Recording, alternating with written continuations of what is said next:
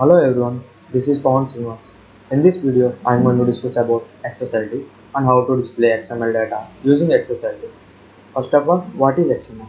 XML stands for Extensible Markup Language. It is used to store and transport the data. It is a markup language just like HTML, but there are differences between XML and HTML. XML mainly focuses on what the data is. It is used to carry the data, whereas HTML mainly focuses on how the data looks. It is used to display the data. XML tags are not predefined, whereas HTML tags are predefined, just like h1 tag, head tag, etc. Now let us see the XML syntax. This is the declaration statement in XML document where we have to give version and encoding tag. And this is the root tag. For root tag there will be child tag. For every child tag there will be sub-child tags like this. ID, name, GPH, department, and all these child tags are siblings to each other. And every tag which is open should be closed in XML. And this is XSLT. XSL stands for Extensible Style Sheet Language. It is a styling language for XML, and whereas XSLT stands for XSL Transformations. XSLT is a language for transforming XML documents. It is just like a CSS, but you can add or remove elements and attributes. You can also rearrange and sort the elements. You can make decisions about which elements to hide and which elements to display. This is the main feature of XSLT, and these are main benefits for them. Now let us see some elements in XSLT like XSL template, XSL value of, XSL for each, and XSL if, and XSL sort. Every element has their own uses. Let's discuss all these elements by writing the code. This is XML file. In this I have already written the code. There are XML versions and XML style sheet connection tag, and I have already written 5 students data, and this is the students root tag. Inside this I have written student tag.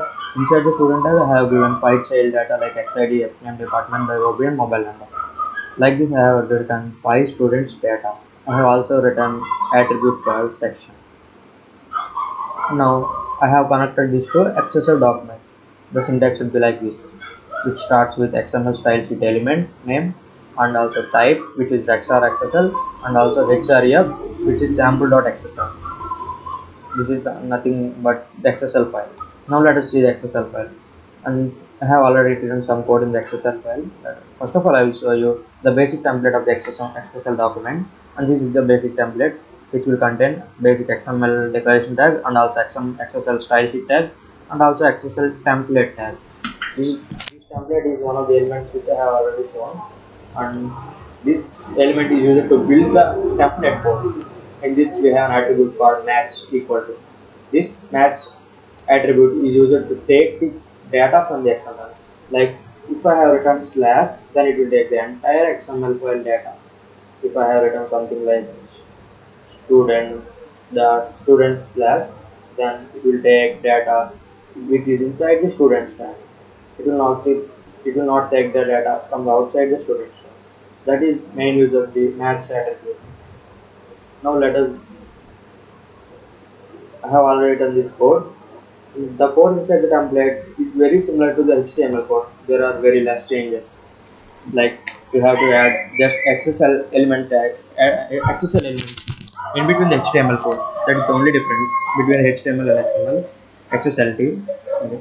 And I have written some tags like body tag. Inside the body tag I have written h1 tag, which is students info, and I have created a table, and I have added border and also some styles, and I have given table headings like student ID, student name, student department, student date of birth, student mobile number, and student section.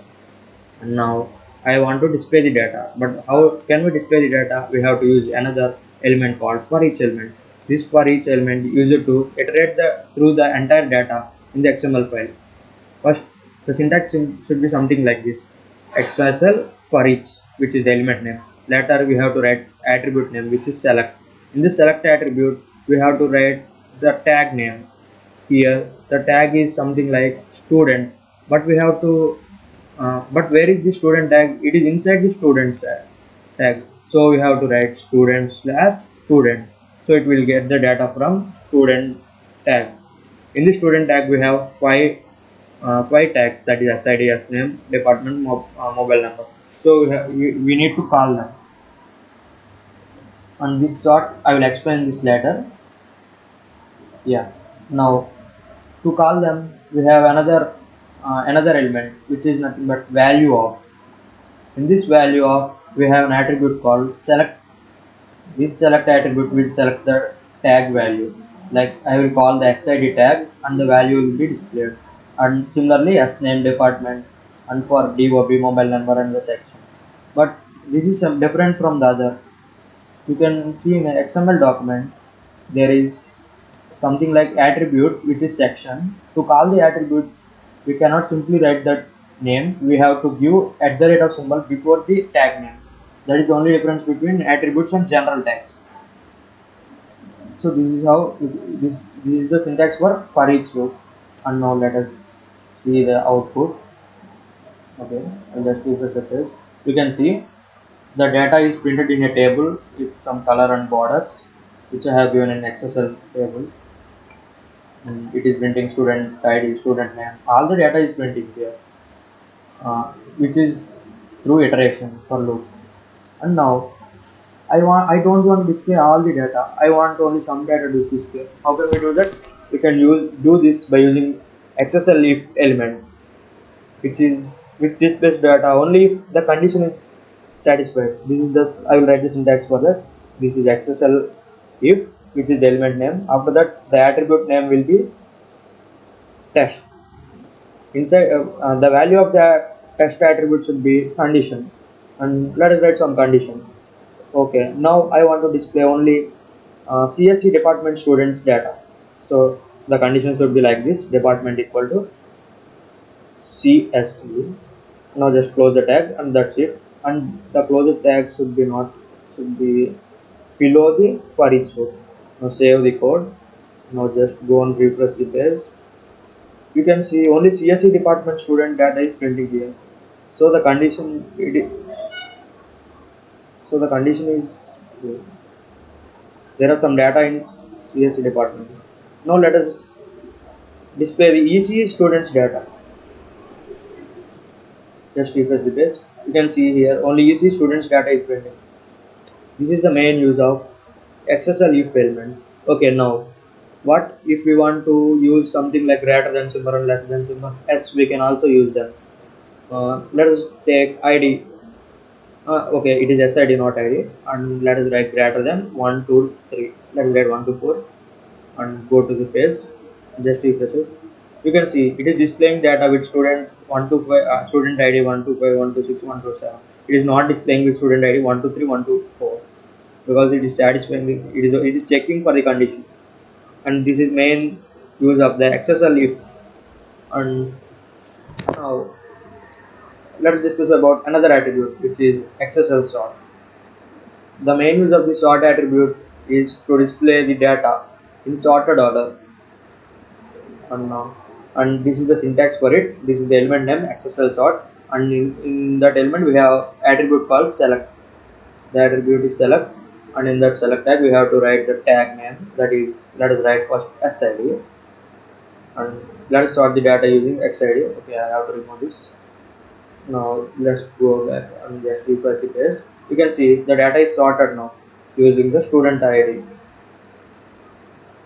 as we have given select equal to SID.